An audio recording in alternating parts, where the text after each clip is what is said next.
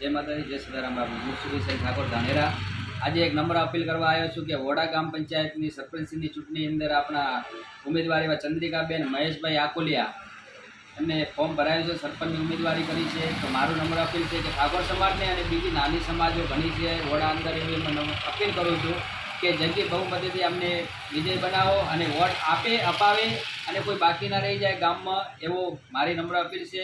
દશરથી આ ચંદ્રિકા કરી બહુ જંગી બહુ જીતાડો એમનું નિશાન છે ટોકરી અને એટલું ફટાફટ પહેલા મતદાન અને પણ લઈ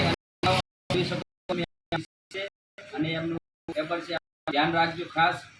ચોકડી ઉપર છે અને નિશાનની ચોકડી છે, તો ઈવીએમ છે ને પેપર વાળું ખાસ રાખજો કે તમારો વોટ કોઈ બગડે ના। નમ્ર અપીલ, વિકાસ પણ થશે અને તમારા